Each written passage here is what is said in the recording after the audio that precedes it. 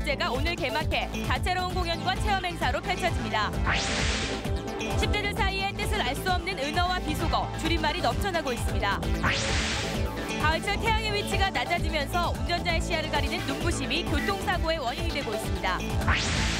울산지법과 울산지검에 대한 국회 국정감사가 오늘 부산지방법원에서 열립니다. 여러분 안녕하십니까? 10월 9일 화요일 UBC 굿모닝 울산입니다. 울산 지역은 오늘 오전에는 대체로 맑다가 오후 들어 구름이 많아지겠습니다. 기온은 아침 최저 10.6도로 쌀쌀한 날씨를 보이고 있으며 낮 최고 22도로 일교차가 큰 날씨가 예상됩니다. 내일도 울산 지역은 구름 많은 날씨에 아침 최저 13도, 낮 최고 23도의 기온 분포를 보이겠습니다. 울산기상대는 당분간 비 소식은 없으며 오는 21일 전후에 가지산에 단풍이 물들기 시작할 것이라고 전망했습니다. 외솔 탄생 118주년을 맞아 선생의 고향인 울산에서 한글문화예술제가 오늘 개막합니다. 다양한 행사가 마련되는데 어디서 어떤 행사가 열리는지 김익현 기자가 알아봤습니다. 한글문화예술제 개막을 앞둔 종합운동장 보조구장이 무대와 부스 준비로 분주합니다. 이곳에서는 오늘 저녁 화려한 개막식을 시작으로 폐막일인 14일까지 저녁마다 가야금과 타악, 퓨전 국악 등 다채로운 공연이 펼쳐집니다. 한글 창제 원리를 담은 훈민정음 해례본과 목판 체험전, 그리고 최현대 한글 이야기전도 이곳에서 열립니다. 13일과 14일에는 이곳과 울산박물관에서 한글 문화 심포지엄이 열리고 소설가 조정래 씨와 이어령 교수의 특강도 마련됩니다. 울산에서 먼저 시작돼서 한글의 중심으로서 세계로 나아가서 마치 한류가 세계로 뻗어나가듯이 자연스럽게 한글의 세계화는 이루어지지 않겠나.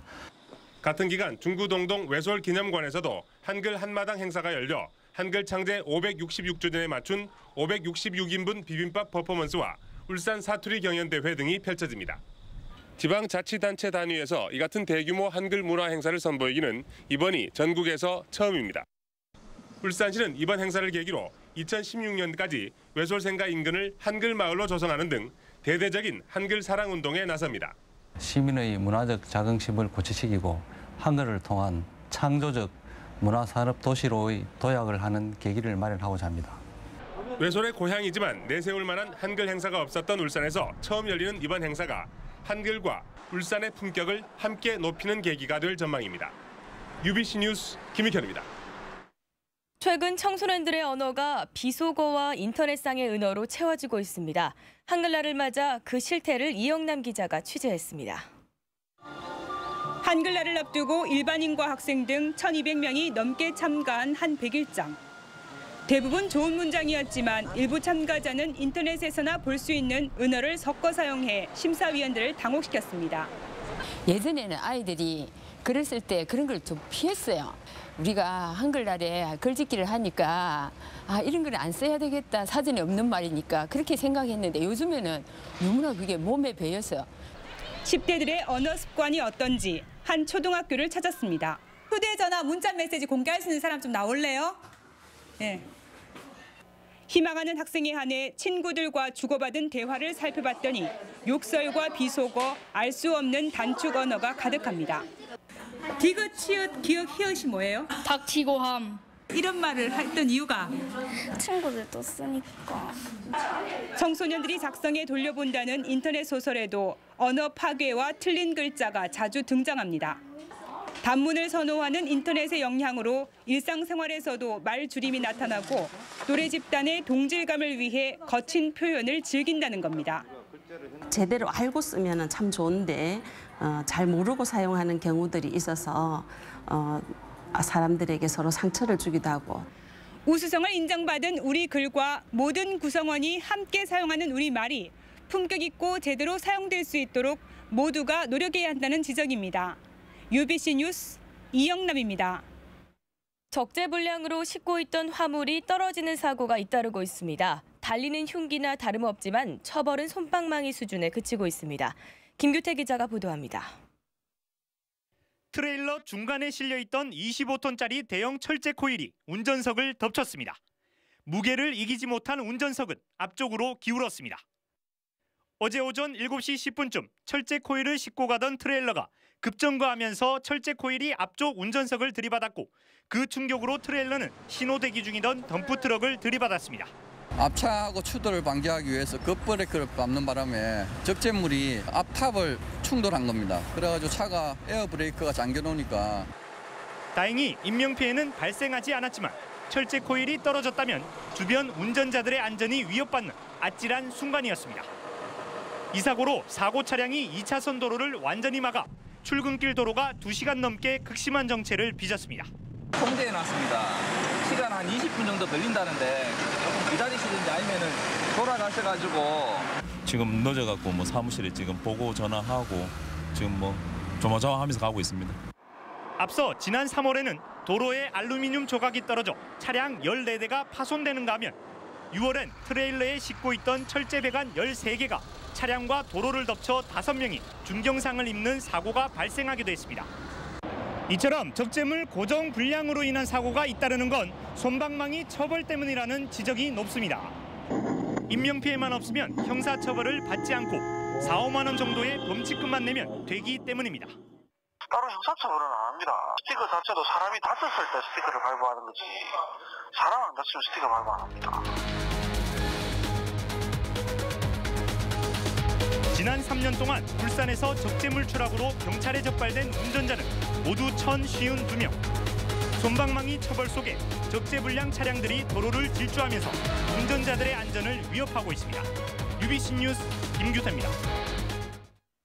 완연한 가을에 접어들면서 따뜻한 가을 햇살 반기시는 분들 많으실 텐데요. 이 가을 햇살이 운전자들의 눈부심을 유발해 교통사고가 날 수도 있다고 하니 주의하셔야겠습니다. 윤경재 기자가 취재했습니다. 남구의 한 도로에서 찍힌 교통사고 모습입니다. 승합차가 달려오더니 도로 옆에 주차된 차량을 그대로 들이받습니다. 횡단보도가 한 2초 정도 하얀불이었는데 브레이크도 밟은 그런 게 없고요. 그대로. 사고가 난 곳입니다. 사고는 환한 대낮에 발생했고 운전자의 시야를 가릴 만한 장애물도 없었습니다. 운전자는 멀쩡히 서 있는 주차 차량을 왜 들이받은 것일까? 운전자가 햇빛에 눈이 부셔서 앞에 주차된 차량을 못 봤다고. 여름철 태양의 지표면 입사각은 최고 76.5도로 직각에 가까워 운전자의 눈까지 햇빛이 잘 닿지 않지만 봄과 가을엔 태양이 낮게 떠 직접적으로 운전자 눈을 향하다 보니 아찔한 순간이 많습니다. 해가 질 적에나 뜰 적에 굉장히 눈이 많이 부시고 그래요. 운전하실 때 어떠세요? 운전할 때 굉장히 애로사항이 많지요. 사고 날 위험도 많고. 전문가들은 운전자 눈에 직접 닿는 햇빛은 일시적으로 시야를 완전히 가려 안전운전에 큰 위협이 될 수 있다고 말합니다. 가을철은 하늘이 맑다 보니까 가시광선이나 이런 부분들이 일반적인 것보다 훨씬 우리 일조량이나 좀 많아질 수밖에 없습니다. 그러면 눈 자체에 가시광선이나 자외선이 한 번에 많은 양이 들어오게 되면 눈에 황반이라는 부분들이 광감염성 때문에 순간적으로 앞이 안 보이는 증상. 순간적인 눈부심 사고가 많은 요즘 선글라스 착용 등 대비가 필요하다는 지적입니다. UBC 뉴스 윤경재입니다. 다음은 경제계 소식 알아보는 경제 이모저모입니다. 현대자동차 그룹이 2012 기프트카 캠페인 시즌3의 첫 번째 수혜자 5명에게 창업용 차량을 전달했습니다. 현대차는 이들에게 1톤 포터 4대와 그랜드 스타렉스 1대를 전달했으며 앞으로 밀착 지원을 통해 사업 성공을 지원할 예정입니다. 울산신항 북측 안벽과 항만 대우단지 309 축조공사가 경남의 대저건설에 낙찰됐습니다. 조달청에 따르면 대저건설은 70%의 지분으로 경남 지역의 중앙건설과 공동으로 입찰에 나서 예정 가격의 75%인 803억에 공사를 수주했습니다.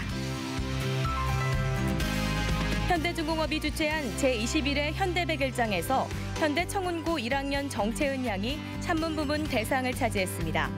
학생부 금상은 삼정초등학교 김혜진 양과 서여자중학교 김현지 양, 그리고 현대고등학교 이현수 양이, 일반부에서는 중구 복산동 김수정 씨가 각각 차지했습니다.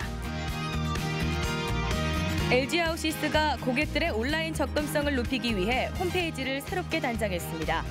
LG하우시스는 고객들이 쉽고 빠르게 제품에 관한 궁금증을 해소할 수 있도록 제품 정보와 콘텐츠를 알리도록 노력했다고 밝혔습니다.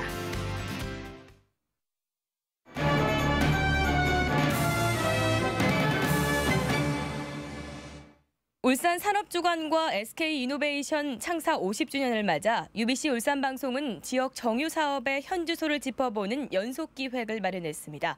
오늘은 첫 시간으로 정유 산업이 울산의 둥지를 틀게 된 배경과 그 의미에 대해 서영만 기자가 알아봤습니다. 1962년 울산 장생포 납도에서 공업센터 선포식이 열립니다. 이 기획은 그 첫발을 내디디게 된 것입니다. 의미심장한 국가 행사가 야타망한 이 야산에서 열린 이유는 바로 맞은편이 정유공장 예정지였기 때문입니다. 같은 해 10월 대한석유공사가 설립돼 곧바로 유공 울산공장, 즉 지금의 SK 울산 콤플렉스 건설에 나섰습니다. 에너지의 안정적 공급 없이는 어떠한 경제 정책도 수행할 수가 없습니다. 그래서 울산의 정유 공장이 들어선 가장 큰 배경이 그 문제입니다. 2년 뒤 공장이 본격 가동되면서 처음으로 국내 시설에서 경유 등 석유 제품에 이어 나프타 공급이 시작됩니다. 나프타는 열분의 과정을 거쳐 플라스틱과 화학 섬유는 물론 비료나 화장품 원료로 쓰이는 석유화학 산업의 기초 소재입니다. 정유 공장 가동으로 나프타 공급이 안정화되면서 비료 공장과 섬유 공장이 잇따라 들어서고 74년에는 국내 최대 석유화학 단지가 76년엔 인근에 S-오일이 가세했습니다. 그 결과 62년 당시 2억 원대에 그치던 울산의 제조업 매출은 50년 만에 65만 배나 늘어나면서 지난해 130조를 돌파했습니다. 화학산업은 전 세계도 그렇지만은 정유공장 인근에 집적화되는 콤비나트되는 그런 모습을 많이 가지는데 우리 울산은 전형적인 그런 행태를 취하고 있다는 겁니다. 지난 64년 가동에 들어간 SK 제1정유공장입니다. 울산의 지난 반세기 국가경제발전의 견인차였다면 이 공장이 이 견인차의 출발점이었습니다. UBC 뉴스 서영만입니다. 울산지법과 울산지검에 대한 국회 국정감사가 오늘 부산지방법원에서 열립니다. 오늘 국감에서 국회 법사위 소속 의원들은 울산지법의 간간사범 징역형 선고율이 낮은 이유와 울산지검의 불구속 기소자의 법정 구속 증가에 대해 집중 추궁할 것으로 보입니다. 특히 새누리당 정가분 의원은 울산 지역에서 잇따라 벌어진 노조 폭력 행위에 대해 관련자의 처벌에 만전을 기해줄 것을 요청한 것으로 예상됩니다. 울산 지역 중소상인들이 코스트코 진출 과정에서 드러난 중소기업청 사업조정제도의 문제점을 알리고 제도 보완을 촉구하기로 했습니다. 전국유통상인연합회 울산지부는 오늘 열릴 중소기업청에 대한 국정감사에 차선열 울산슈퍼마켓조합 이사장이 증인으로 참석해 코스트코 울산점이 증기청의 사업 개시 일지정지 권고를 무시하고도 마땅한 처벌이 없는 점을 알린 뒤 대책 마련을 촉구할 것이라고 밝혔습니다. 경북 구미의 불산 누출 사고에 이어 지난 3일 울산에서도 불산 사고가 발생하자 울산시가 특별 점검에 나섰습니다. 이번 점검은 불산과 염소 그리고 암모니아 취급 사업장 10곳을 대상으로 유독물 제조 과정과 관리 실태 전반에 대해 점검하게 됩니다. 울산 지역 불산 취급 사업장은 6곳이며 연간 사용량은 구미 사고 때 유출된 8톤의 1,800배가량인 15,000톤입니다. 울주군 폐기물 재활용 업체의 페놀 유출 사건과 관련해 울주군이 정밀 조사에 착수했습니다. 울주군은 야적장에 있던 폐주 물사에서 흘러나온 침출수에 페놀이 섞인 것은 약품 처리 과정과 연관성이 있을 것으로 보고 조사를 벌이고 있습니다. 울주군은 특히 이 업체와 거래하는 주물공장 3-4곳을 대상으로 폐주물사 반입 경로를 파악하고 지하수 페놀 오염 여부를 확인하기 위해 대구 지역 전문기관에 수질 검사를 의뢰했습니다. 울주군이 10만 제곱미터 규모의 한옥마을을 조성해 관광지로 개발하기 위해 한옥마을 지원 조례를 마련했습니다. 이 조례 안에는 한옥마을 지정 지역에서 한옥을 신축하거나 증개축하면 제곱미터당 50만 원에서 5천만 원까지, 5년 후에는 최대 1,000만 원까지 수선 비용을 지원하는 것을 골자로 하고 있습니다. 울주군은 모레부터 오는 31일까지 이 조례안을 입법 예고할 계획입니다. 울산 지역 일선 학교에서 선한 댓글 달기, 이른바 선풀운동이 빠르게 확산되고 있습니다. 울산시 교육청은 악성 댓글을 찾아 선한 댓글 20개를 달면 자원봉사 1시간을 인정해주는 선풀 달기 운동이 전국 2위를 차지했다고 밝혔습니다. 학교별로는 울산중학교가 5위, 다운중학교 8위 등 울산 지역 5개 학교가 20위권에 든 것으로 나타났습니다. 프로축구 울산 현대가 어제 저녁 문수구장에서 가진 제주 유나이티드와의 홈 경기에서 득점 없이 비겼습니다. 울산은 이근호의 저돌적인 돌파와 김신욱의 제공권을 앞세워 제주의 문전을 위협했으나 마무리 부족으로 골문을 열지 못했습니다. 이로써 울산은 승점 1점을 추가한 것에 그쳐 리그 3위로 도약할 수 있는 발판을 만드는 데 실패했습니다.